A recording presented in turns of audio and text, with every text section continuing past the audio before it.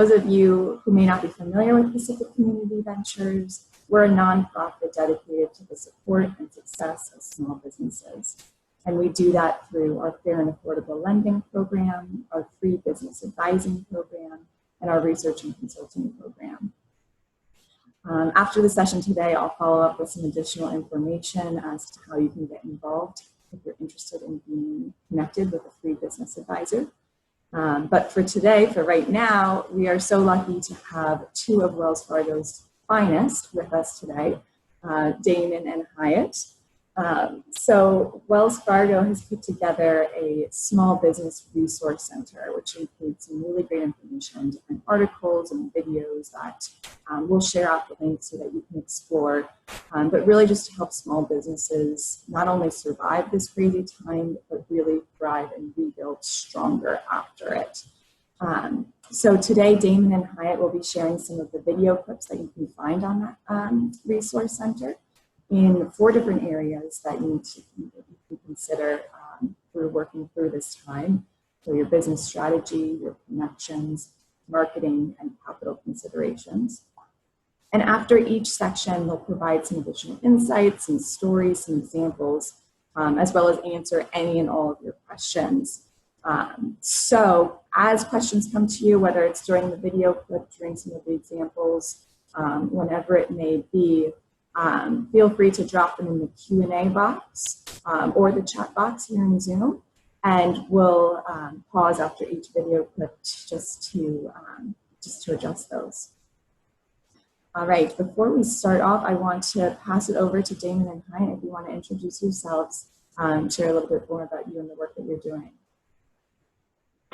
Well, thank you, Morgan, and good morning to all of you as entrepreneurs that really are the lifeblood of our community. It's exciting to be with everybody, and like you, we are also, Hyatt and I are getting used to engaging in this virtual setting, so thank you for joining in this setting, and we're excited to be here today. You know, I'll give you just a quick intro of a little bit about me and my background, and then I'll turn it over to Hyatt to introduce herself.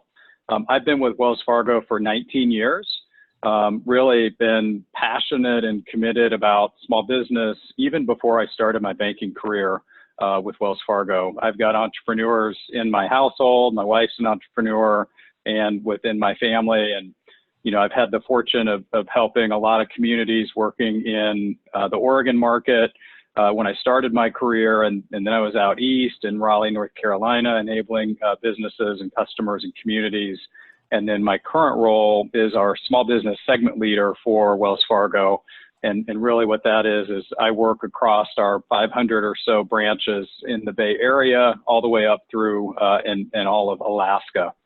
Been in this role for about 3 years now, and just really excited to be here with all of you. I know these are unprecedented times, you know, that our business owners are facing, and we're excited to bring some of the Small Business Resource Center tools and videos to life for you today, but also we really want to personalize our time as well. So encourage everybody, please use the text chat or the Q&A features so that we can really personalize it to your questions. And again, Morgan, excited to be here. Thank you for inviting us, and we're delighted to be here. So Hyatt, let me turn it to you. I don't want to steal your thunder, but I'll just give everybody a quick little preview. Hyatt has been helping and enabling small businesses for over 14 years with Wells Fargo, really passionate in the community, super involved personally and professionally. And she's been in our business banking role at our branch there in Oakland for almost 12 years now. So, you know, we've got the leader with the broader view and me, and really Hyatt with that really great personal view as she helps so many small business customers in our community. So Hyatt, sorry to steal a little bit of that thunder, but just so excited that you're with us as well. I'll turn it to you.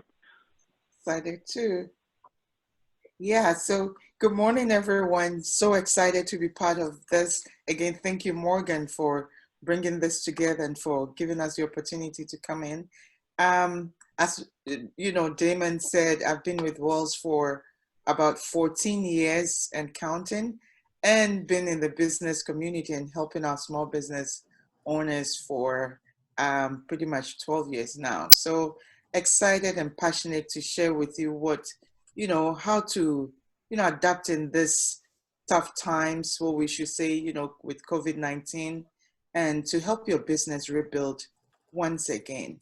So please feel free, share, and we're here to support and help you grow your business again. Thank you. Back to you, Morgan. Thank you. Thank you guys both for giving a little bit of introduction. So we're going to start off with the business strategy. We've got a video clip. As you're watching the video clip, please chat in your questions, and at the end, after this short clip, we'll address them and hear a little bit more from Damon and Hyatt.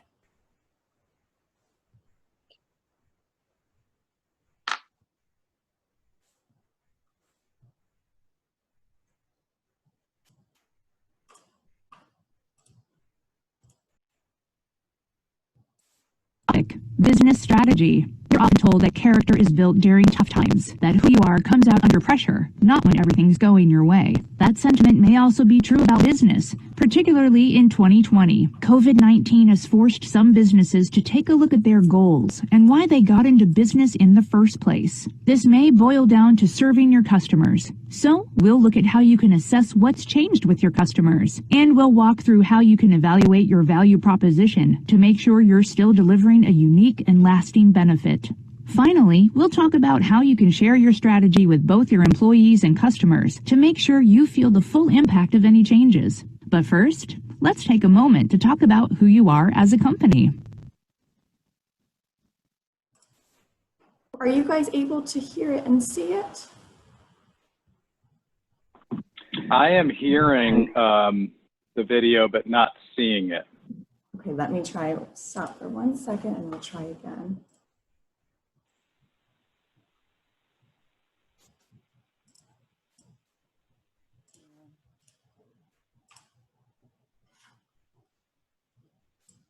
Oh, it sounds like some are able to see.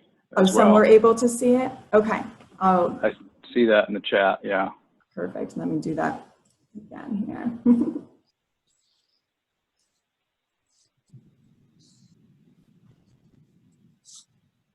We'll back it up just so we can get it again. Well, for our next topic, business strategy. We're often told that character is built during tough times, that who you are comes out under pressure, not when everything's going your way. That sentiment may also be true about business, particularly in 2020. COVID-19 has forced some businesses to take a look at their goals and why they got into business in the first place. This may boil down to serving your customers. So we'll look at how you can assess what's changed with your customers, and we'll walk through how you can evaluate your value proposition to make sure you're still delivering a unique and lasting benefit. Finally, we'll talk about how you can share your strategy with both your employees and customers to make sure you feel the full impact of any changes. But first, let's take a moment to talk about who you are as a company. If you don't already have a formal mission statement, write one down. A mission statement is a short explanation of why a business exists, its purpose and goals. Many business owners intuitively know this, but many business owners don't have time to take a step and think about the big picture when the day-to-day is so chaotic. If you need to evaluate your business in regard to COVID-19 and consider making changes, consider starting with a refresher of why you went into business in the first place. A mission statement doesn't have to be intimidating, and it can be broad. For instance, a physical therapist might write a mission statement that goes beyond offering PT services to something more fundamental. We want to improve the health and well-being of our clients. Having this statement as a guide can help that physical therapist figure out how to best serve her clients if in-person therapy becomes harder to schedule. With your mission statement in mind, let's think about your customers. You may or may not have mapped out a customer journey for your clients in the past. If you haven't, a customer journey is the complete sum of experiences that customers go through when interacting with your company and brand. If you have already built a customer journey for your company, this section can help you remap that journey to account for how the current crisis is changing the lives of your customers. Often, this journey gets surrounded with a lot of jargon. For instance, many marketing firms call the customer journey a marketing funnel, but the customer journey doesn't have to be complicated. Essentially, a customer journey is the process through which someone discovers your business, recognizes it offers something of value, and then decides to become a new customer. Understanding what your current customers value about you and why they decided to become customers can help you recreate and improve that process to attract new customers more efficiently. Even if you understood the customer journey for your business in January, it may be different today because customers' needs and mindsets are different. While people have felt the impact of COVID-19 in unique ways, it's safe to say that everyone's life has been altered, and our habits have changed significantly. Research from the Harris poll at the end of May looked at how Americans expected to act through the end of 2020 and beyond. At that time, 54% of Americans said they wouldn't travel for leisure in 2020, which could affect any business catering to the travel and hospitality industries, as well as restaurants and entertainment. 83% of Americans said they're more likely to exercise at home than go to the gym. 25% said they intend to go to movie theaters, though 75% said they prefer to watch movies at home.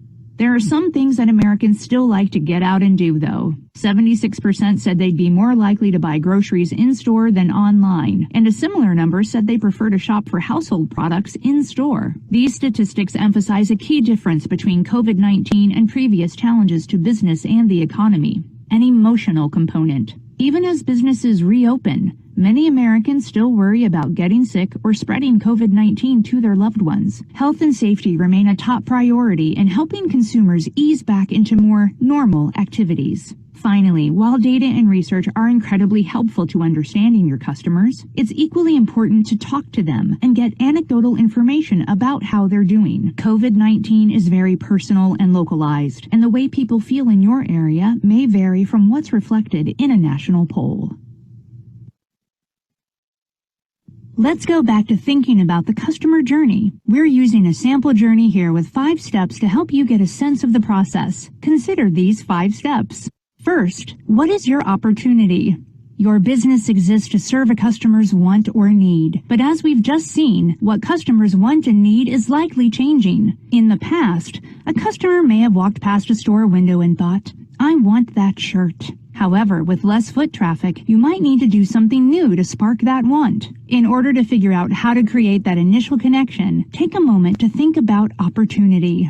Second, how do customers first discover you? The scenarios for how a person first encounters your business may be shaped by COVID-19. If their first encounter is that you're helping to fight COVID by adapting your products, that may encourage them to learn more. If their first encounter with you is that you're operating at partial capacity, let them know that this is temporary and because of COVID-19, which can put a positive spin on scaled-back operations.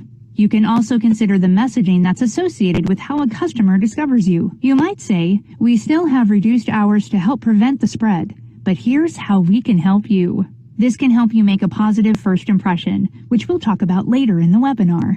Third, how long did they know about you before they considered a purchase? It can take people multiple encounters with the company before they become customers, so figuring out what customers hear and learn about you during the decision process can help you win them over. Remember, some people may be comparing you to another brand. Others may be deciding between you and not making a purchase at all. How you're handling COVID could affect this decision. Fourth, when it's time to buy, how is the customer making the purchase? Are you making the process easy during COVID when people are staying home more? For instance, have you set up e-commerce on your website? Have you set up contactless payment for in-person transactions? If customers can pay by tapping their phone or card, you may ease some of their concerns about germ transfer. And finally, as you set up these payment systems, consider whether your customers have used these type of digital systems before. If going digital is a big shift for them, you may need to explain how things work, maybe with a sign next to your hands-free checkout. Fifth, once the customer made a purchase, were they satisfied? Have they come back? Why? Thinking about customer experience and loyalty can be very important during this time. If you tend to have repeat customers, spend some time thinking about how you can keep them engaged. Or if there's a natural break in the relationships, start thinking about ways you can win them back in the future. For instance, if you run a gym that had to close, did you reach out to your members? Making customers feel valued can help you win them back. and it's never too late to start that dialogue.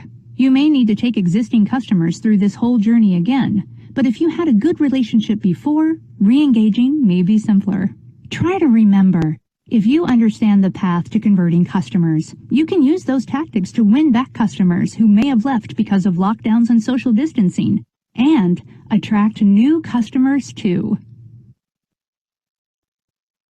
One of the reasons we started this section with a focus on customers is because everything about how we live and interact as consumers has changed. Your customers are definitely feeling different now, but your business may or may not be. To get a better handle on what may or may not need to change about your business, let's home in on one concept: value proposition. Your value proposition is the benefit your company promises to deliver to customers should they choose to buy your product or service. This may have changed since the beginning of the year. For instance, if you were the only company that offered delivery, that is incredibly relevant. If you were the only company to offer a brick-and-mortar option, you might want to modify your value proposition to accommodate customer concern about in-person shopping post-COVID. We recommend 4 main steps to approaching your value proposition. The first is to make sure it's relevant and impactful for the target audience. That's why we talked so much about the customer just now, and we'll talk even more about it in a moment. The second is to stay true to who you are as a company. Serving a new customer need is great,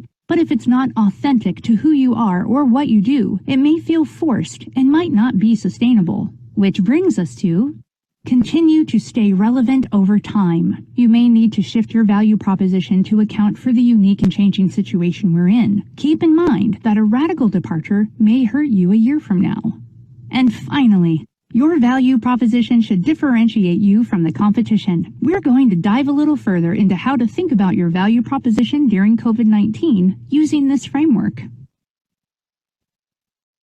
First, is the benefit that you're promising customers relevant and impactful? We've just seen how customers have changed, so what's relevant and impactful to them may have changed as well. Some businesses may have made this adjustment instinctually, like breweries making hand sanitizer or clothing manufacturers making face masks. Other businesses may have found more service-based changes. For instance, hair salons who are limiting the number of clients or whose clients are still nervous about spending hours in a salon might post videos of at-home dye tutorials and offer curbside pickup of professional dye. In fact, expanding delivery options like curbside pickup is one of the more common ways businesses are staying relevant and impactful as the crisis evolves. Some restaurants, for instance, have moved beyond just offering takeout and have offered meal kits. These might include partially made dishes and ingredients, along with special recipes or instructions. It's also possible that you haven't needed to change your business at all since COVID-19, and that's normal too. Not all businesses have needed to adjust.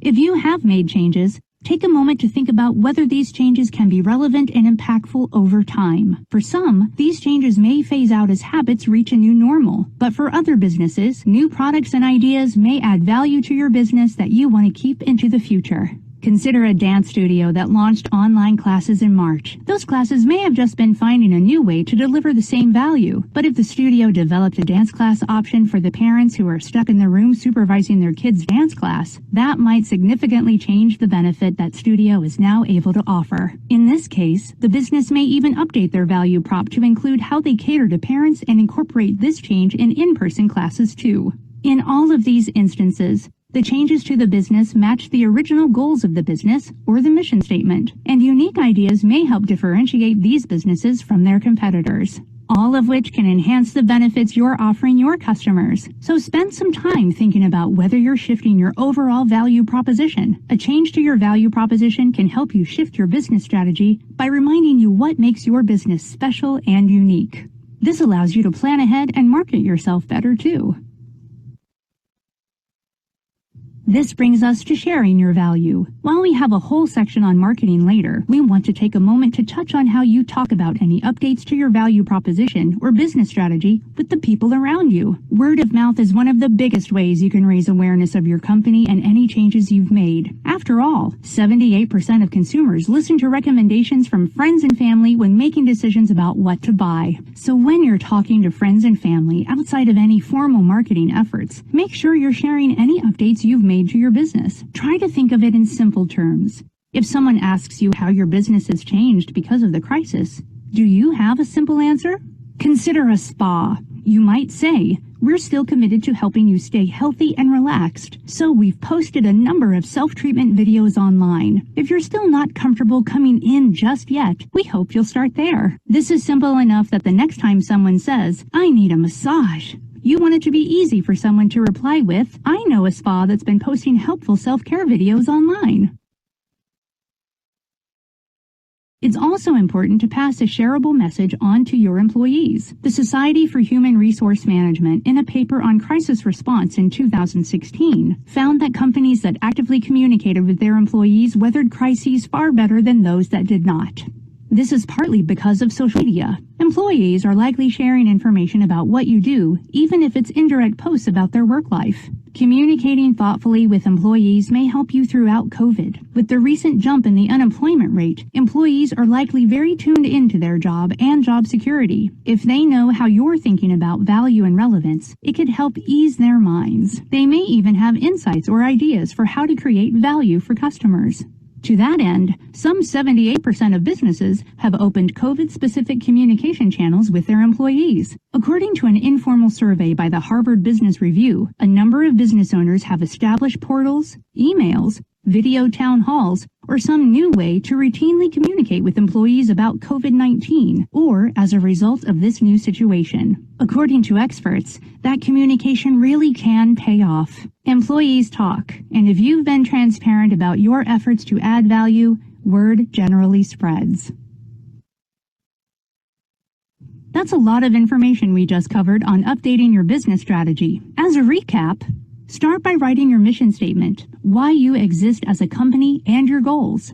Now, based on the research we've shared and what you know from conversations with customers, colleagues, and friends, list the most relevant way you think your customers and potential customers have changed because of COVID-19. With those changes in mind, write your value proposition or the benefits you bring your customers. Are you still delivering the biggest possible benefit? If you've made changes as a business, does this alter the benefit you're able to offer your customers? If so, make a note of your updated value proposition so you can include these upgrades in your planning going forward. Once you've determined how your business has changed, part of your strategy should be sharing these changes with your family and friends. Use simple language to try to generate word-of-mouth buzz. You also want to share your new strategy with employees. This not only helps them feel like part of the team, they can generate word-of-mouth buzz of their own. You might be noticing a theme.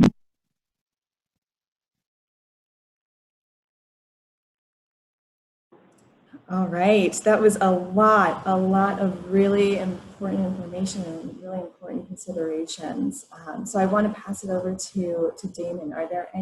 Is there any kind of reaction or additional insight or things that you want to highlight from that little 10-minute, 15-minute clip that we just watched? Yeah, thank you, Morgan. And to all of the attendees, remember there's the Q&A feature at the bottom of the Zoom screen. You can always type in questions there. If there's anything that sort of sparked a question that we might be able to answer or share some insights around. So just wanted to reinforce that. I think, back to even the mission statement piece, I know we've got a business owner with us today that's a landscape owner. And, a couple things that come to mind as I think about that industry and some of the things we've seen with our customers at Wells Fargo, people are spending more time at home, right? Just about everybody's in that work from home space, except for those essential services out there like banking. Hyatt, thank you for going to the office every day. But I think about, again, as you think about that mission statement, your target audience, that value proposition, maybe there's a way to pivot more towards residential as people are spending more time at home. I know in the construction industry, we're seeing a really big uptick in home improvement type activities.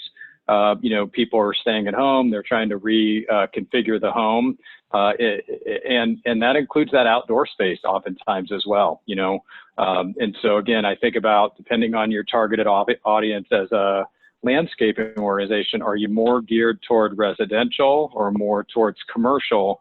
And maybe there's a way to pivot to find some additional revenue sources, additional customers, depending on what your target audience is currently. Hyatt, I know you've helped a lot of business customers through this pandemic. Do you have any examples that you can share where a business has really adjusted their business strategy to help find new sources of revenue, keep that business open, those types of things. Yes, thank you, Damon. Yeah, so we have a lot of those that have changed. In fact, recently, one of them, he's also into construction, and I was sharing with my team, and he actually goes up there to the mountains, and he was saying, look, it's barely anyone there to see these days, and I have just a few people that I work with.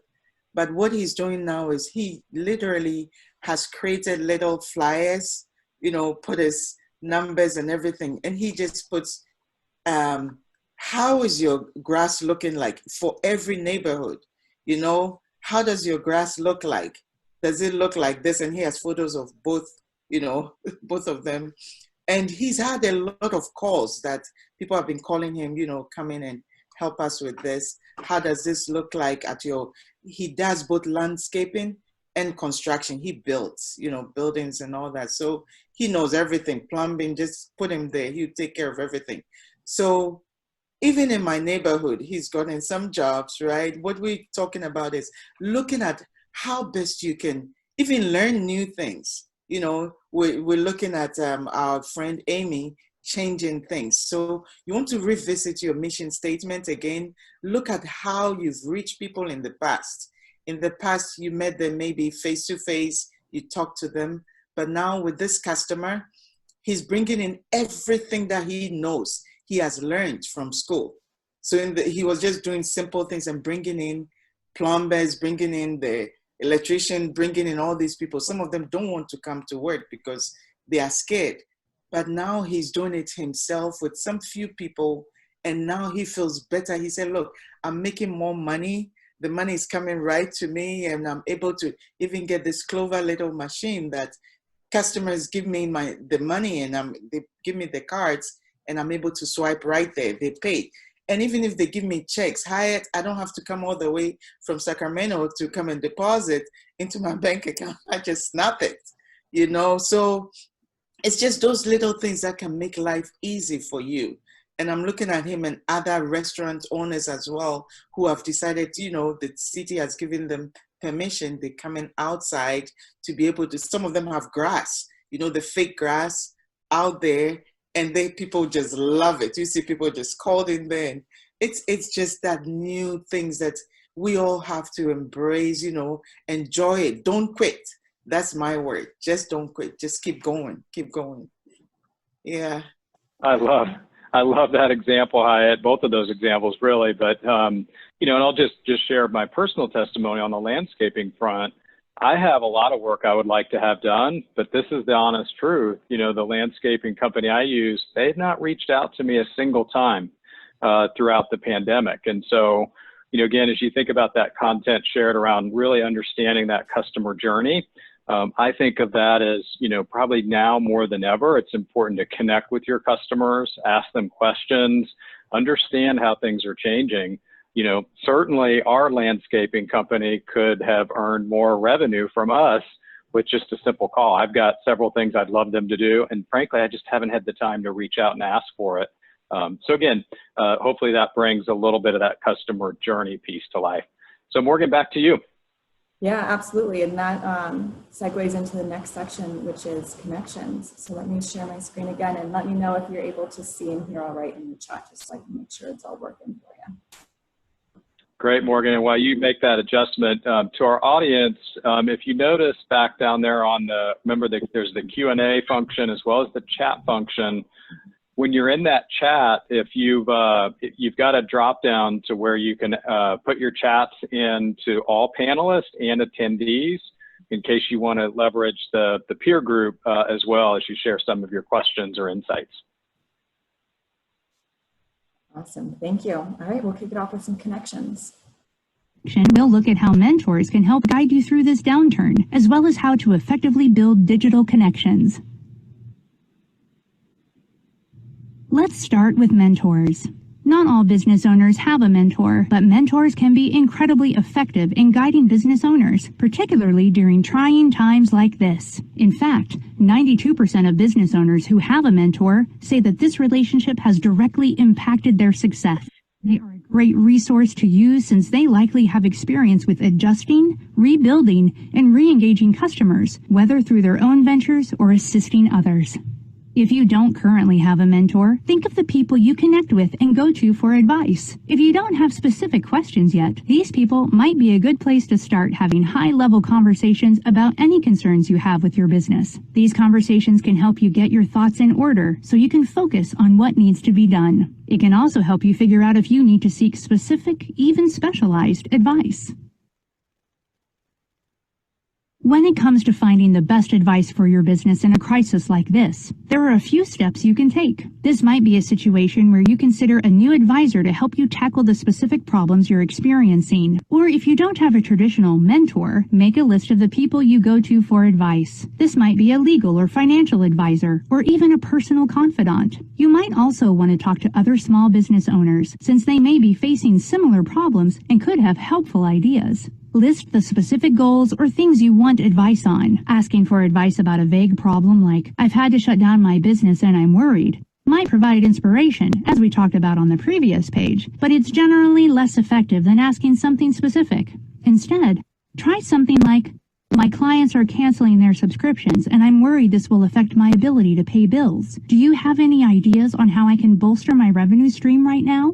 Specific questions can also help you pick the right person to ask. You want an advisor whose experiences align with your goals. If a fellow business owner struggled with a drop-off in subscriptions a few years ago, she might be your first call. For an experience like COVID-19, think about business owners you know who have been through previous economic downturns, like the 2008 recession. Owners who've experienced natural disasters may have insights on how to handle a shuttered economy. Be sure to consider how these types of experiences are similar to the current crisis, as well as how they're different. This can help you assess what advice is most relevant to you. While finding a mentor to help with advice can be a big help, mentors aren't the only connections that matter. We touched on this earlier, but advice from other small business owners, your peers, can be incredibly helpful. The best way for you to connect with other business owners or network may vary a lot depending on the line of business you're in. But in the COVID world, there's one great equalizer. Nearly all connections, whether they're existing or new, are going digital. How you present yourself online, including how you connect and communicate with your peers, customers, and vendors, can have a big impact on how you endure COVID-19. This crisis has made it more important than ever to build an authentic digital presence. That means making sure your voice and brand, the things that make your company special, come across whenever you post. Let's look at the social media network that's focused on helping professionals connect.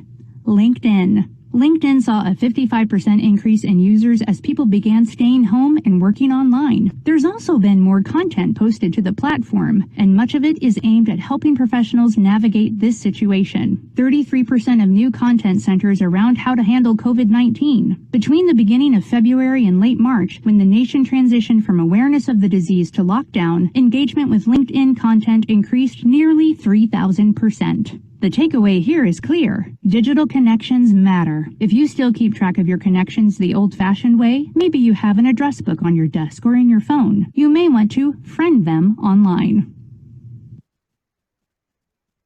Beyond taking your existing connections digital, you may want to expand your network. If you aren't already part of a professional organization, now may be a good time to consider joining one. These organizations often have up-to-date news on resources that can help you adapt and rebuild your business.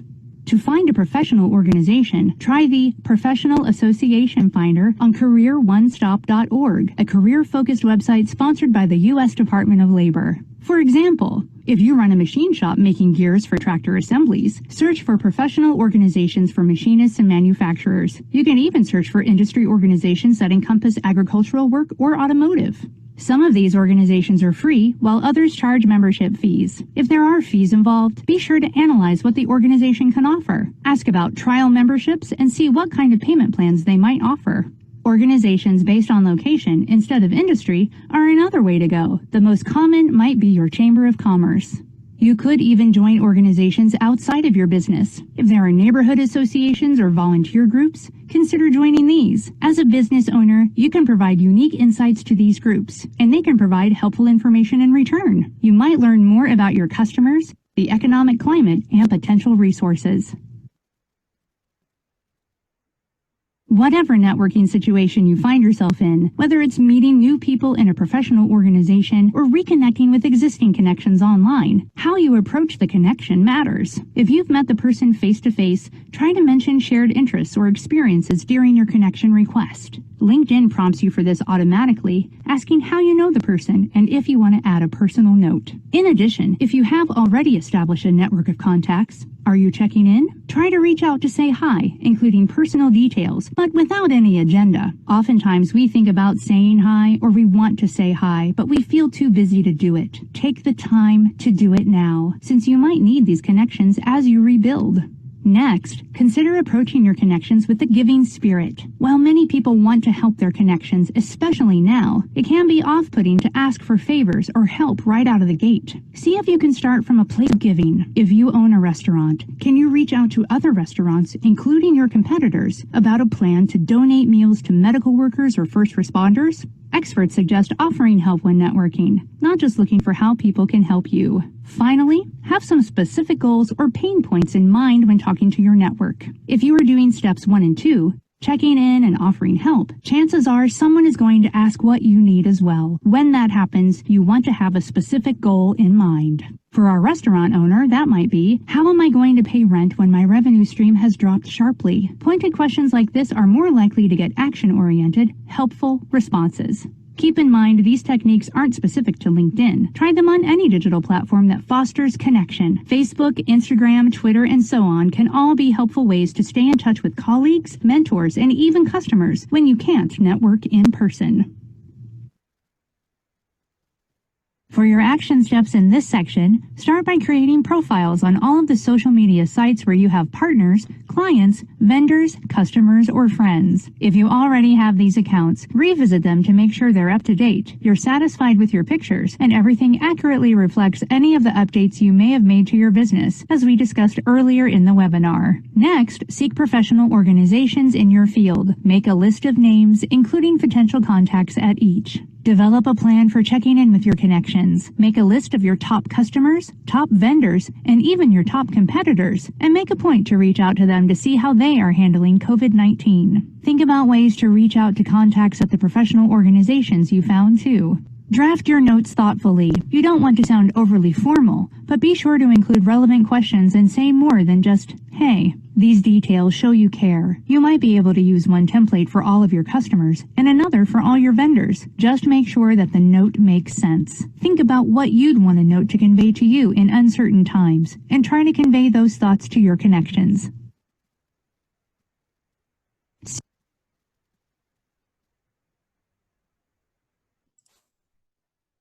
All right, like I said in the chat, this is PCV's Business Advising Program's favorite section because connections is what we're all about. We want to make sure that you guys are connected to the right advisor to help you through your current challenges. So like I said in the chat as well, if you're not working with your advisor currently, if you need help connecting to a new advisor or reconnecting with your current advisor, lean into us and we're happy to help. Hyatt or Damon, do you have any reactions or stories or examples that you want to share with us related to the connections? And just as a reminder, any attendees can ask their questions as well. Go ahead, Damon.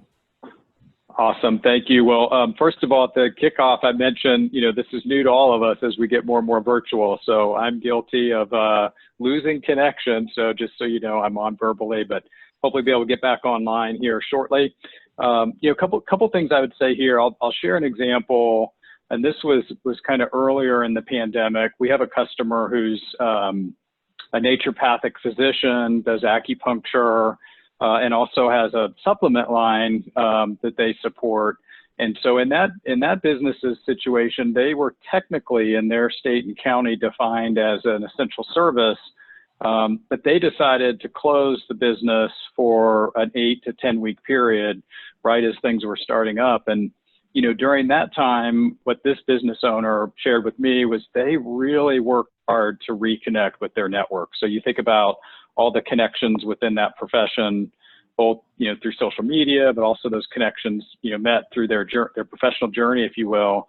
And where that really added value was, that she had to really work to think about how she was going to operate once she opened that business back up. You know, fortunately, in her case, she was already experienced and skilled with telemedicine as an example. So she was able to quickly stand that platform back up, continue to help patients virtually.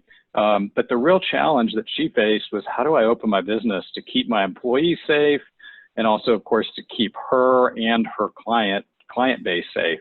And, you know, that was just an invaluable set of resources, both within the industry and, again, through her connections and through her social network as well. And that allowed her to be able to get that business open. Again, I think it was in that 9th or 10th week, you know, and luckily everybody's been safe ever since. So just think that's a good example of how we can leverage the network. Morgan, love your point with PCV being a network connector and having the advisor. You know, I would also recommend connecting with your banker. You know, remember, bankers are seeing and helping customers that are in various industries, but they can be a great, you know, resource, mind source, if you will, to share ideas, spark new ways that you can connect with your communities and make those adjustments. Hyatt, have you had any examples with the customers you've been working with where they've really leveraged their connections to help support the business as they pivoted through the pandemic?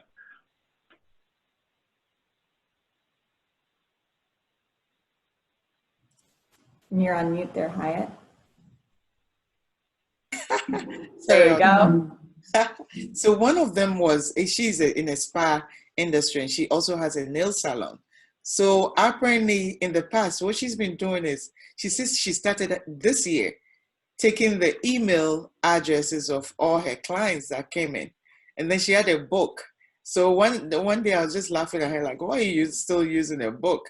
Come on, girl, we need to get you to digital tools, right?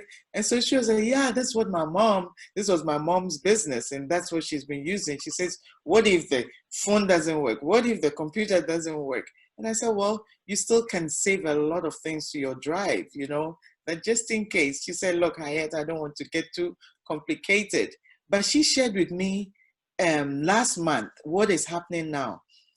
All her customers are coming back because she emailed each of them. She couldn't get all of them, but most of them came back and she's emailing all of them. Of course, she had to do it outside. She was just frustrated. She said, Hyatt, do you know how it feels bringing that dryer outside and people sitting and some people passing by? So she's trying to build a tent just around the corner where her business is at. She shares with another business. So that's her next step, that she's just trying to get some money to put on the side to build that wall so that way the customers can be more comfortable. But some of them even want her to come to their house. You know, she was like, look, I'm not sure if I can do that, but my daughter, who just graduated, also wants to help in doing that. And I think she's fit, you know. So looking at this, I think these are great examples for us to see that every industry has things that they can do to help. Some of them have to go door to door. Some of them have to go business to business. Some of them, it has to be on a text chat. Some too, you have to be on like Instagram. Instagram is popping, you know, you can see everybody there. So these are things that she's using right now. I was talking to her about the Instagram thing. She's now going to have her daughter help her to set it up. So I think just back to Damon's point, we help a lot of these different business owners, and they tell you the stories. Me, when I hear a story about this person, when the next spa person, nail salon person comes in, guess what I tell them? The same thing this person told me. And the next thing you know, they're doing the same thing. And business is thriving. I'm happy. I see them happy. You know, so I think that's one great example that we don't give up, but to learn to, you know, just pick up the pieces and then go get help. Like, you know, PCV is doing right now, to have everybody learn and for us to come in as a bank, you know, to support your growth and to rebuild, you know, even especially for the those who just started new businesses. What am I going to do? No, your dream, that was your dream. That was your idea. It can never go down the rocks. You have to just keep going, because when you leave it behind, guess what happens? In 1 year to come, you see another business that started with you and he'll be thriving. So we keep going. And that's what we are here to do, just to nudge you, just say, hey, keep going, and we have the resources that we can help you to keep going and growing your business. Back to you, Morgan. Awesome, thank you. And I loved the example that you shared with, using, you hear stories from one nail salon, and then you can pass those ideas and examples off to another nail salon when you have that. So using your connections to help you brainstorm. And I see that we're doing that in the chat here today already. I know Amy suggested an at-home escape room for Jason's business. So I love that, using the connections to help brainstorm as well. Awesome. All right, the next section that we're going to dive into is the marketing. So let me share my screen. And we'll kick it off. So far, we've discussed where we're at in the crisis, how customers are feeling, how your business may have changed, and how to stay connected. The next step is to lean on all of these factors to build a new marketing plan that fits with the current climate. All of the topics we've discussed so far, from reviewing your customer journey to sharing your value proposition, should prepare you to market your business. In this section, we'll look at how you can take the work you've already done and use it to build an adapted marketing strategy that can help you engage your customers and start to rebuild. Earlier in this webinar, we talked about how your customers' lives are changing. We also talked about how the way they interact with businesses is changing as a result. Because of that, we took you back to your value proposition and how your business may have adapted to help customers. As part of that discussion, we touched on the need to share that message with your current and potential customers. We used the question, how has your business changed because of COVID-19, as a jumping off point. For your marketing, you may want to convey these same ideas proactively and not wait for someone to ask the question. Let's start with your marketing message, which is just that, the message you want to send your customers via your marketing effort. Keeping in mind that your customers are on a unique path right now, let's start by thinking about your goals. Do you want your marketing to focus on keeping existing customers who may be leaving due to COVID-19? Do you want to focus on winning back customers who may have left? Do you want to alert the general public about how your business is changing and helping in the hopes that you can build positive brand awareness and potentially win new customers? Knowing what you want your marketing to achieve can make it easier to craft a message. It can also help you determine when and how you want to target your audience. Finally, make sure your marketing message hits on your biggest selling point. And as you know from our earlier discussions, what your biggest selling point is during COVID-19 may be different than your biggest selling point before or after. Once you've determined these three things, your goal, your audience, and your biggest selling point, start thinking about how you can turn them into a simple sentence in plain English. For instance, say you own a flower shop and you're worried that people's concern about traveling could lead couples to cancel or reschedule their wedding plans. Your audience is brides, who are likely stressed about wedding planning in addition to the COVID-19 stresses. And your biggest selling point may be that you're able to offer a discount to brides if they confirm they'll still work with you, with whatever conditions you've decided work for your business. Your marketing message might be, we're still open and we want to help. We're offering discounts to our loyal customers. Together, we'll get through this. It's also worth taking some time to think about whether you want to mention COVID-19 or coronavirus in your messaging. Some people may avoid it because, by its very nature, it's negative. However, content that mentions COVID-19 or coronavirus performs well. According to data released by LinkedIn, COVID-19 posts had 30% higher engagement in April than posts that didn't mention it. Next, consider how you want to convey this message. The need to socially distance has created a major shift toward digital communication. Since the most effective marketing targets customers where they are, consider digital in your marketing whenever possible. This doesn't mean ignore traditional marketing. For example, if you have a brick-and-mortar restaurant, consider developing a plan to keep your storefront relevant.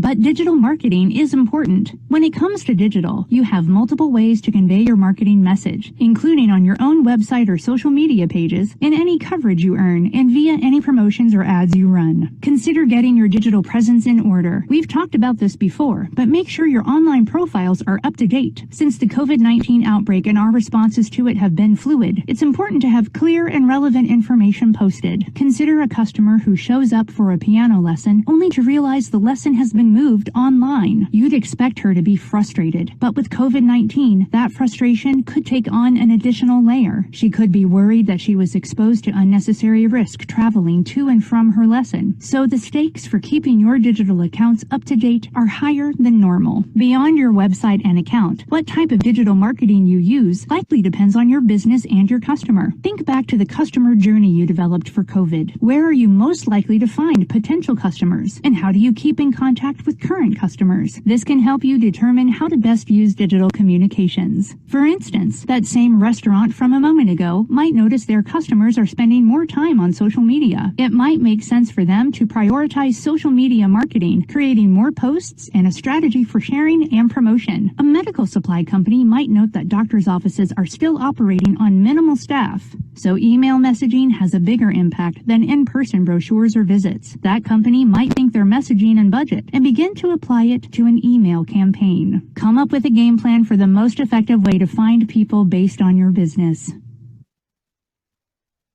Once you figure out your digital marketing tactics, think about how you'll measure their success. One upside to digital marketing is it makes it easy to track how well your message is doing. You might even be able to A/B test your messaging, where you send different versions of your message out and see which performs better. Since everyone responds to a crisis like COVID-19 differently, this may be a good opportunity for you to get a better sense of how your customer base and potential customers are feeling right now. And this can impact not just your marketing, but how you potentially adjust your business going forward. As you can see, all of the elements we're discussing so far on this webinar are connecting, with customer experience at the core of it all.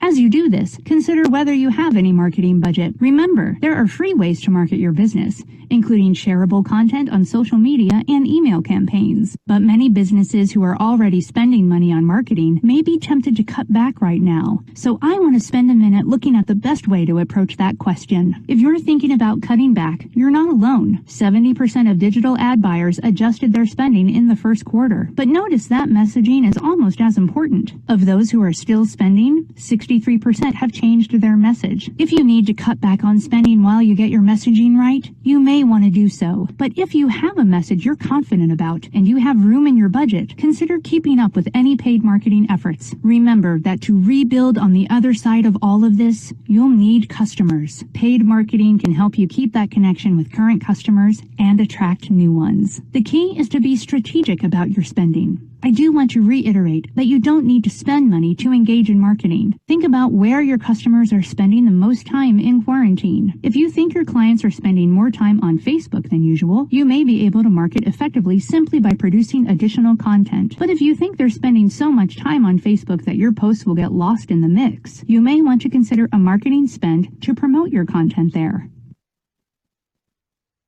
We've just covered a lot of information around marketing, including a lot of references to our earlier discussion. So let's boil it down into a few action steps. First, craft a marketing message. Do this using your goals, audience, and key selling point. Next, update your digital presence, like your website and social media channels, to reflect this new message. Then, develop a marketing strategy by figuring out the other channels you might want to share your message on, including email and social. Finally, figure out whether you want to spend money on these ads and start to build actual campaigns so you can test your plan. Remember, the goal is to adjust your business in a way that helps you engage current customers, especially those that might be thinking about leaving, while also finding new prospects. While your marketing strategy is rooted in what's going on now, the ultimate goal is to help you attract the customers that can help you rebuild when this is over.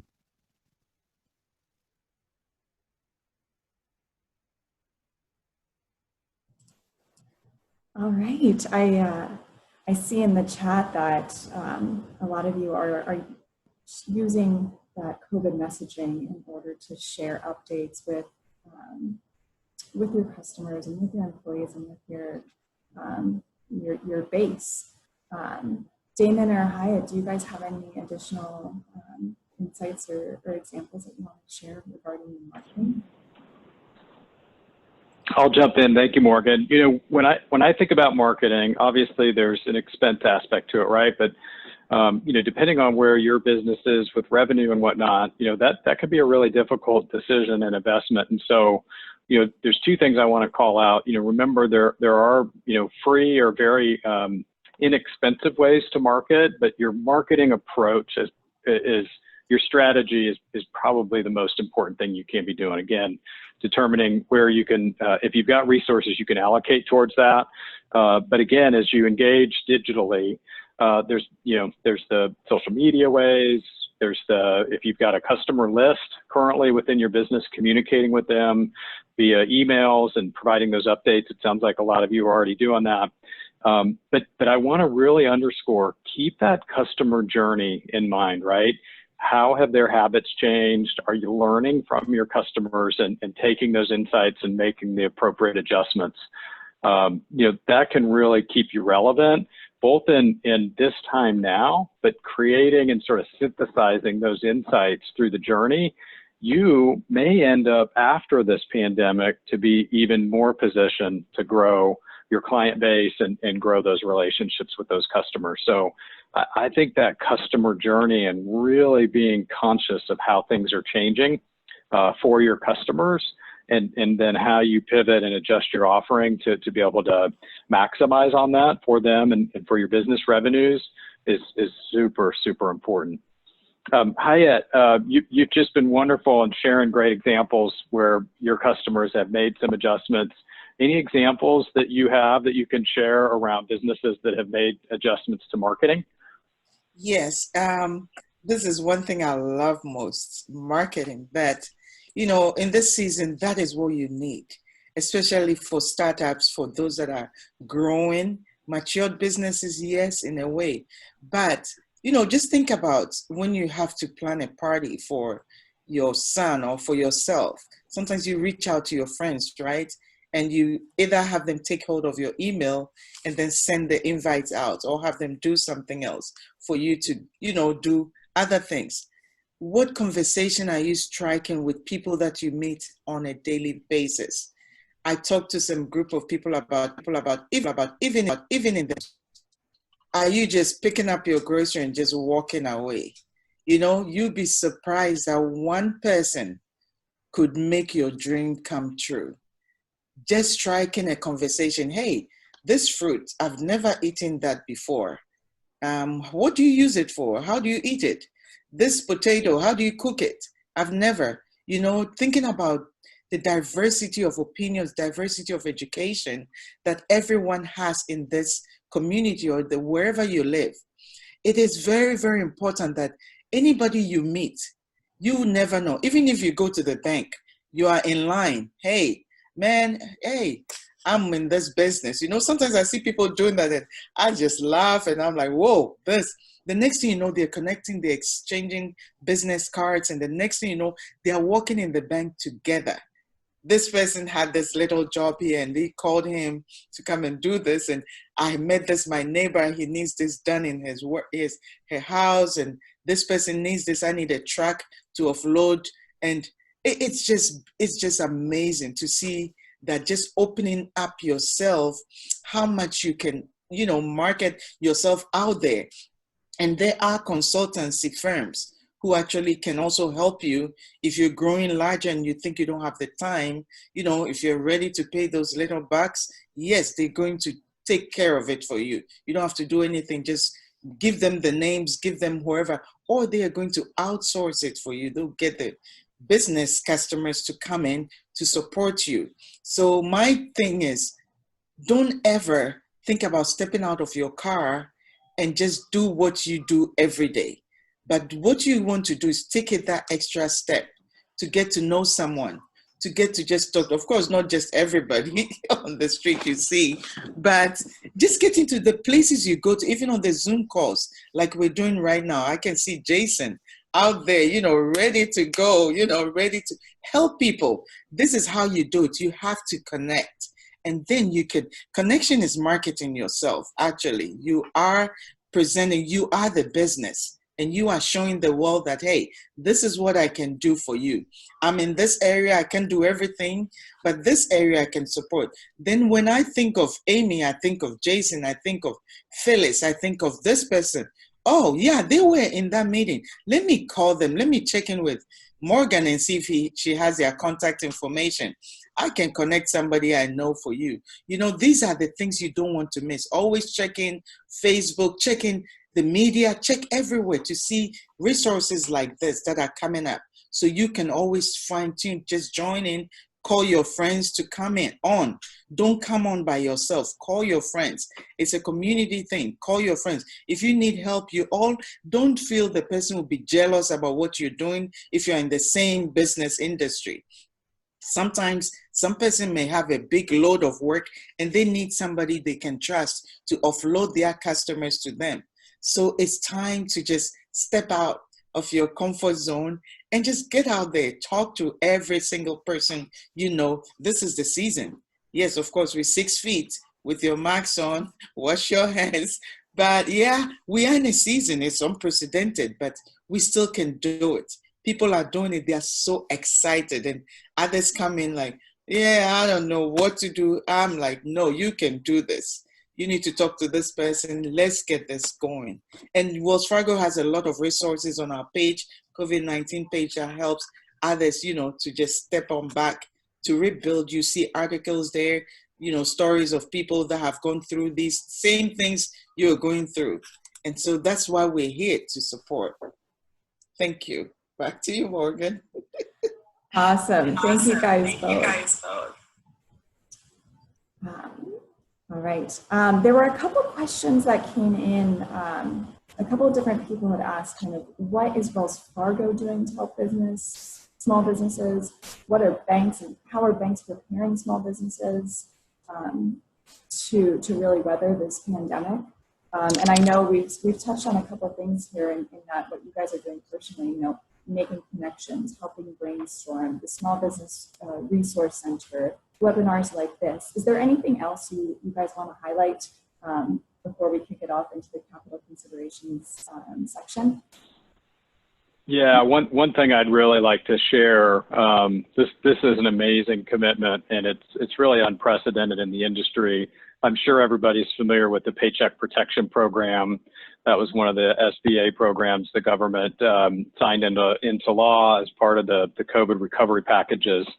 And at Wells Fargo, I guess at all institutions, they earn a certain fee for processing those Paycheck Protection Program loans for the federal government. And we announced a couple months back that we are donating not just after we recoup our internal costs for facilitating that lending process, we're actually donating 100% of those fees that we get for creating those loans. So, you know, we're anticipating it'll be somewhere around $400 million that we'll get, and we're donating that 100% back to the community. And so we announced what we call the Open for Business Fund, and we're going to donate those funds really in 3 tranches. The first, we're getting ready to announce the CDFIs that we're donating the first tranche of those funds towards, and really trying to work with CDFIs that have a multiplying effect within the communities and sort of can help locally and nationally. And then the next 2 tranches of funds are going to be around first enabling technical assistance. So, you know, Hyatt's talked many times about engaging with community partners like PCV and others, but we want to enable those nonprofits to provide technical assistance to the business owners for things just like this, when they're trying to pivot, find new resources, maybe some additional training to help support that business owner. And then the third tranche will really go to supporting minority-owned businesses with a specific emphasis on Black African-American-owned businesses, women-owned, and also the Latino community. And this is uncharted territory for us because, one, it effectively doubles our organizational annual foundation giving back to communities. But what we're doing differently is ensuring that the companies that we make these donations to are really able to keep track of how the businesses thrive, so that we've got better data and insights, which will help inform future investments, help us understand how the business owners really were able to pivot and be successful, and also learn where we could do or invest those monies differently as we move forward. So that's a major investment we've made to help support small business owners. team folks, I will put in the text chat again. The Resource Center, this was a really big investment, the Small Business Resource Center that we're highlighting the webinar on today. I do want everybody to know that the resources on there we're continuing to refresh. It's truly dedicated to recovery through the pandemic. Don't know of any other banks or other industries that have put such a robust set of resources out. Again, it's available to customers and non-customers as well. We will have another webinar on this site in Q1 of 2021. In that one, we're going to do a panel discussion with some business customers and really get their perspective on how they've been able to make adjustments and stay relevant through the pandemic. Awesome. Thank you so much, Damon, for sharing more about that. And we'll be sure to, when that second webinar comes out, please do let us know, and we'll be happy to share that with our community and share out the links and resources. All right, so we're going to get into the last section, which is capital considerations.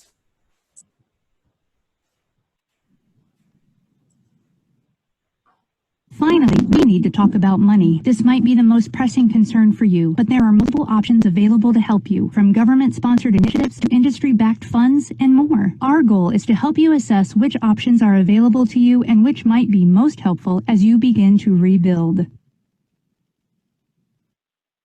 Figuring out capital during this crisis is, in many ways, similar to figuring out capital during normal times. We'll start with cash flow. Figuring out where specifically you're seeing gaps can help you be more targeted in how you approach and apply for various funding opportunities. If you haven't run a cash flow report, you may be able to run one using the same software you use to track your balance sheet or income statements. Each month, your cash flow report can highlight what you spend money on. It includes fixed costs like rent and payroll, as well as variable costs like vendor payments. On the other side, you'll see any incoming cash, sales, payments made to you, possibly even the return on any investments or assets your business holds. If you do this for the last year, you can get a pretty good sense of where your money comes from and where it goes. By looking at this information for 2019, you can get a sense of what your normal baseline is. Now, look at the last 5 or so months to analyze which of your revenue streams or incoming revenue have been affected by COVID-19. On the other hand, see which of the orange expenses or money going out you might be able to address more creatively. If cash flow is tight, can you ask your landlord for a deferment of rent? Can you negotiate with your suppliers? Consider whether you can apply for COVID-19 related aid and how you might apply it. We'll get to that more in a second, but understanding where your money is coming from and going with some degree of detail can make the next few steps easier.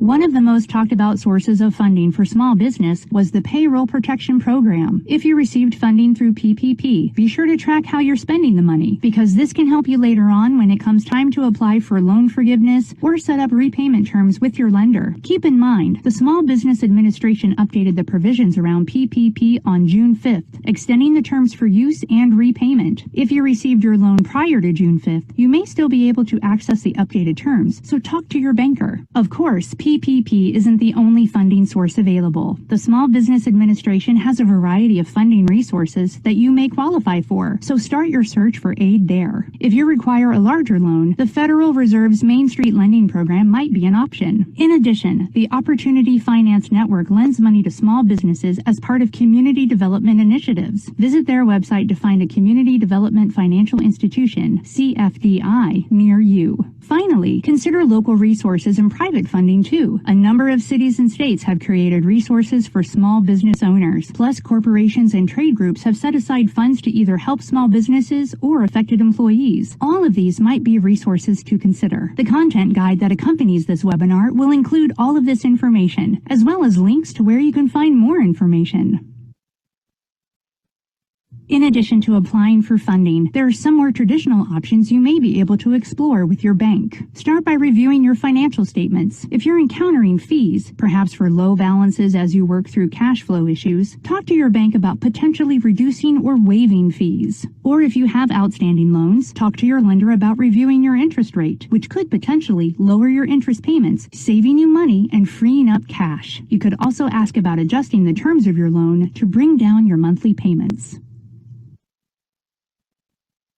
To summarize what we've covered on finances, if you are one of the many recipients of PPP or any funding associated with the government-backed CARES Act, be sure to track your spending. This can help you later on with repayment and potential forgiveness. If you're looking for additional funding options, consider some of the many opportunities that are available via non-traditional sources. Organizations across America are eager to help small businesses, so research and apply. Finally, talk to your banker about small adjustments you can make to improve your day-to-day situation and cash flow. Specifically, look at any potential fees and review the terms on any existing loans or lines of credit.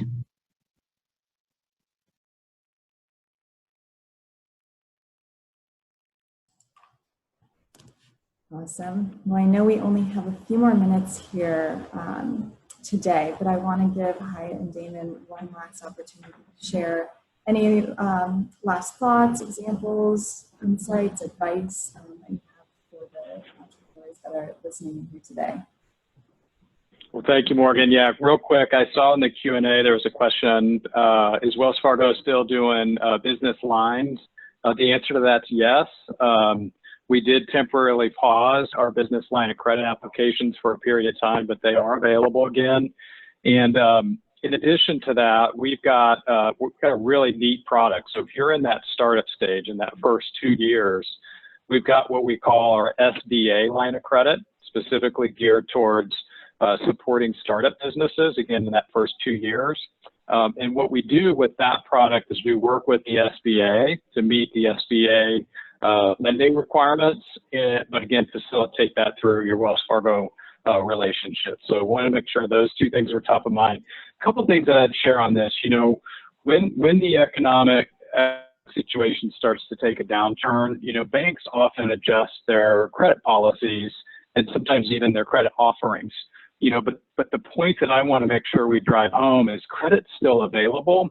It just may not be the same availability or same criteria as it was when the economy was doing well. And the spirit of that really is to protect the customers and the communities, not to get them overextended and so on and so forth. And so, you know, encourage folks to work with their local bankers, you know, asking questions and, you know, at the end of the day, you know, you want to continue to keep your records really clear and up to date, because you're going to have to justify that you have the ability to repay that credit facility, right? Excuse me, if you're going through a traditional lender and so on and so forth. And so, of course, then we've got like PCV and other community partners that enable lending in other fashions. And, you know, we know the demands are high there, but we also know, like Wells Fargo, you know, there's a lot of companies committed to help enabling the businesses. So really explore all of those options. Morgan, I'm not sure if we should keep talking as I see we're a minute past, but if we do, I'll turn to you to give it to Hyatt, because I know she's got some perspective to share on capital considerations as well. Yeah, absolutely. If you guys have the time, we're happy to go a few minutes over just so you can wrap up and share some last thoughts. So Hyatt, go ahead. Oh, good. Just a few, and I won't talk too much. Damon said everything pretty much, but what I'll just encourage everyone to do, just as Damon said, I believe cash flow. Every business is into making money. You know, you're not into just do anything, you know, and just be there. But one thing you want to know is that are you doing it the right way, or are you doing it just for, you know, self pleasure, or are you doing it to help or support your community? So even in credit building, most of the things that I ask, there are some people that are coming, oh, I want this, I want that. I just take my time. I'm the type that I wouldn't go straight to everything for you. I take my time to ask about you personally. How have you been? How have you done with credit in the past? Let's look at your income. What have you reported? What have you not reported?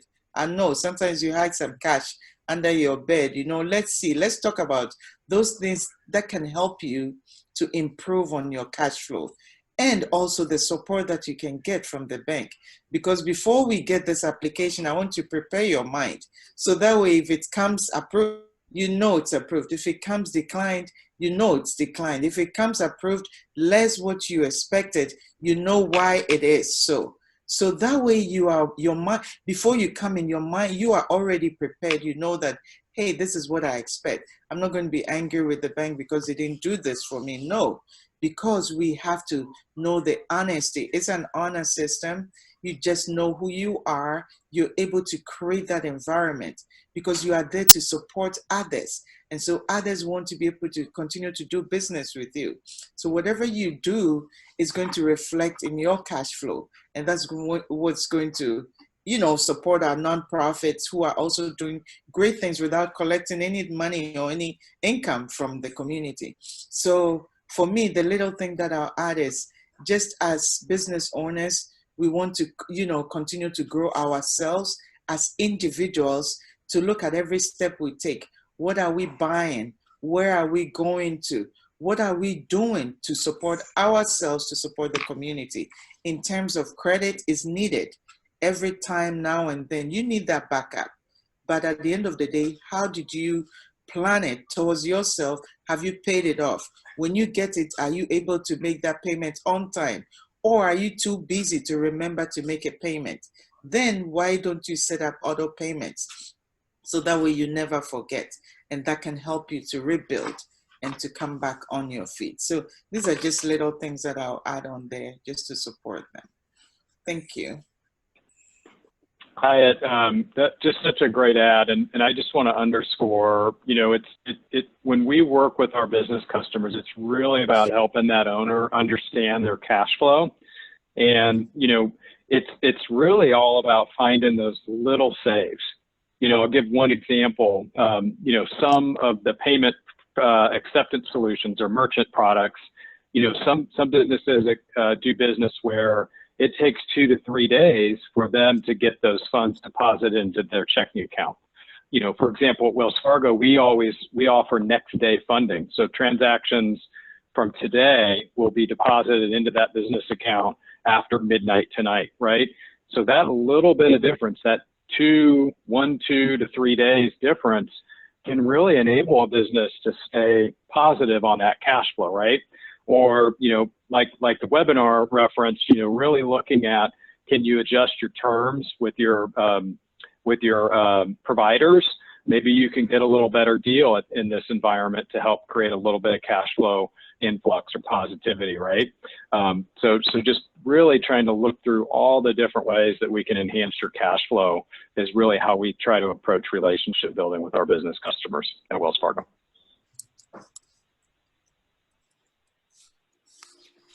Awesome. Well, thank you guys both so much for joining us, for sharing more about Wells Fargo's resources, sharing these clips with us, sharing your insights and stories. We so appreciate you spending this time with us. And thank you to everybody on the line for joining, for your engagement, for your questions, for your sharing. We love to see the PCV community coming together, and this is just one way that we can do it. I will send a follow-up note to everybody, including all of the links that Damon and Hyatt have been sharing, including the link to the full webinar. There were a couple sections that we didn't cover here today, but you can go back and review on your own time. Well, thank you so much, and have a great day. Thank you. Thank you, Morgan.